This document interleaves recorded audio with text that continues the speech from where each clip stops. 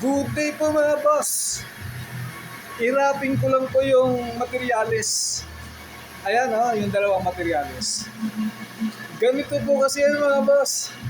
Nagpapagawa si customer ng sample. Itong sample na to, bagsak ito sa power press. 10 piraso lang po yung pinapagawa ni customer. Ayaw tanggapin sa paggawa ng power press. Kaya napilitan si customer na magpatorno na lang kahit na bagsak process po sana ito, power press na trabaho. Lata lang ito na nung bagsakan nayupi na ganyan na ang itsura. So pinapagaya na lang po ni customer using torno, using lathe machine. 10 piraso lang naman po kasi ang kailangan niya. Ayun pa, tatapasin ko muna yung materyales para nang sa ganun ay maibigay ko sa mga kuya natin na may butas na. Unang step ko dyan mga boss, lagyan muna natin ng center drill. Eto po, gagamitin na naman natin yung bigay ni Sir Mark. Kilala niyo si Sir Mark DL.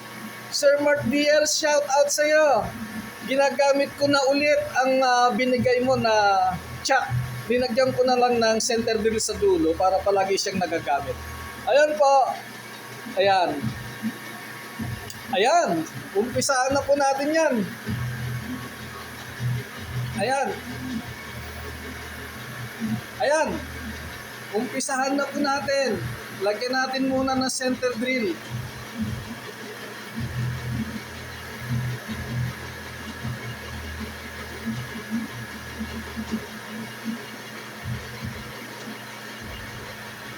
Ayan na po. Nagkakaroon na siya ng butas.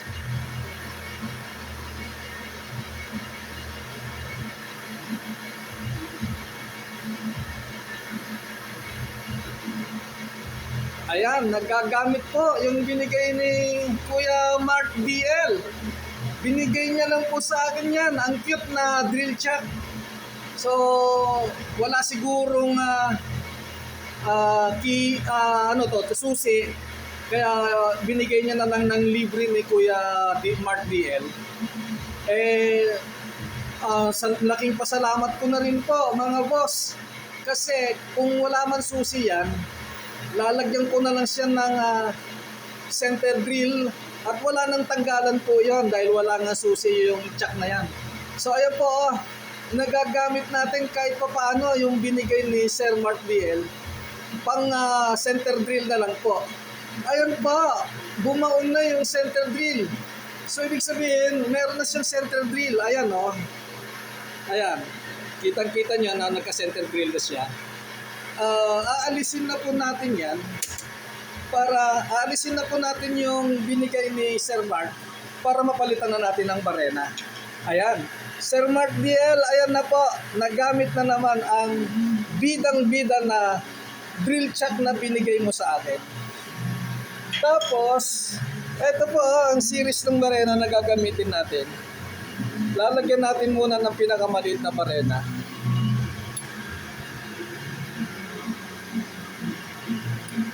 Ayan, lalagyan natin ng barena.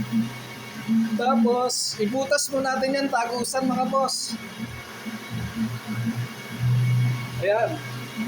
Bumubutas na mga boss. Ayan.